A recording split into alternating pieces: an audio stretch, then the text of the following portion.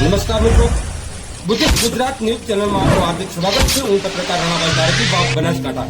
આइए જોઈએ આજના મુખ્ય સમાચાર। જય ભીમ સાથીઓ, આજ તારીખ 21/8/2024 રોજ જે સર્વ સંસ્થાનો તરફથી ભારત બંધનું એલાન આપવામાં આવ્યું હતું, એ સંદર્ભે અમો એસસી સમાજના આગેવાનશ્રીઓ, તમામ સમાજના આગેવાનશ્રીઓ સાથે અહીંયા નાયબ કલેક્ટર શ્રીને એક આવેદનપત્ર આપવામાં આવ્યું છે કે તારીખ 1/8/2024 રોજ માનનીય સુપ્રીમ કોર્ટ દ્વારા જે જજમેન્ટ આપવામાં આવ્યું છે કે ભાઈ એસટી અને એસસી કેટેગરીમાં પણ સબ કેટેગરી હોવું જોઈએ, એવી એક ગાઈડલાઈન એમના તરફથી આપવામાં આવી છે। જે ગાઈડલાઈનને અમે અહીંયા વખોડીએ છીએ। સંવિધાનની અંદર, ભારતના સંવિધાનની અંદર કોઈ પણ એસટી અને એક્સની અંદર સબ કેટેગરી થઈ જ ના શકે, તેમ છતાં પણ માન્ય સુપ્રીમ કોર્ટ દ્વારા દરેક રાજ્યને આવી સબ કેટેગરી કરવા માટેની જે સત્તા આપવામાં આવી છે, એને સત્તાઓ માટે દરેક રાજ્ય આનું કોઈ અમલ ના કરે અને તેના માટેનું અમે એનો વિરોધ દર્શાવતો આવેદનપત્ર માન્ય નાયબ કલેક્ટર સાહેબને માન્ય રાષ્ટ્રપતિ સુધી પહોંચાડવા માટે અત્રે અમારી સમાજના તમામ આગેવાનો દ્વારા આપવામાં આવ્યું છે। અત્રે અમારી બધાની એવી વિનંતી છે કે માન્ય સુપ્રીમ કોર્ટ દ્વારા વારંવાર આવા એસટી અને એસસી સમાજ દ્વારા એમને કન્નડગર કરતા સુપ્રીમ કોર્ટના જજમેન્ટો આપવામાં આવે છે, જે ખરેખર હિતવાર નથી। માટે આવા કોઈ પણ સબ કેટેગરી એસટી અને એસસી સમાજના જે અનામત આપવામાં આવી છે એ અનટચેબિલિટીના કારણે આપવામાં આવી છે, અસભ્યતાના કારણે આપવામાં આવી છે।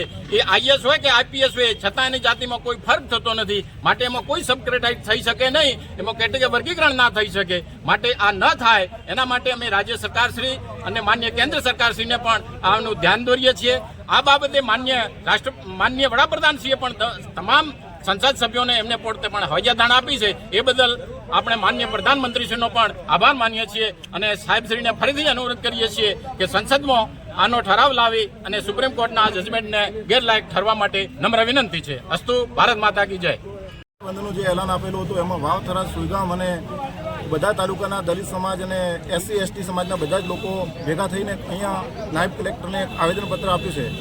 એ આવેદનપત્ર રાજ્યપાલશ્રીને પહોંચાડવાનું છે, કારણ કે અહીંયા રાષ્ટ્રપતિશ્રીને પહોંચાડવાનું છે, કારણ કે વારંવાર આવી સુપ્રીમ કોર્ટ વારંવાર આવી રીતે દલિત સમાજ સાથે અને આદિવાસી સમાજ સાથે જો આવી રીતે કરશે તો આવનારા સમયમાં ભયંકર પરિસ્થિતિ ઊભી થશે અને ત્યારે દેશની અંદર વાતાવરણ તંગ થશે। ત્યારે દલિત સમાજના આગેવાનોને કહેવામાં આવશે કે ભાઈ દલિત સમાજના આગેવાનો તમે આ પ્રજાને થોડી સમજાવો। ત્યારે દલિત સમાજના આગેવાનોના હાથમાં કશું જ નહીં હોય। એટલે અમે દલિત સમાજના બધા જ વાવ, થરાદ, સુઈગામ, દિયોદર, ભાભરના બધા જ તાલુકાના લોકો ભેગા થઈ અને અત્યારે આવેદનપત્ર આપી અને સરકારને જાણ કરીએ છીએ કે આ જે દલિત સમાજ સાથે જે અન્યાય થઈ રહ્યો છે, આ અન્યાય રોકવા માટે અલગથી સંસદ સત્ર બોલાવી અને કોંગ્રેસ હોય કે ભાજપ હોય, એ કોઈ પણ પક્ષના, અમે કોઈ પક્ષની વાત કરતા નથી, પણ બંને પક્ષના સાંસદો ભેગા થઈ અને આ જે અન્યાય થઈ રહ્યો છે, આ અન્યાયને રોકવા માટે કોર્ટને પણ, સુપ્રીમ કોર્ટને પણ કહેવું જોઈએ।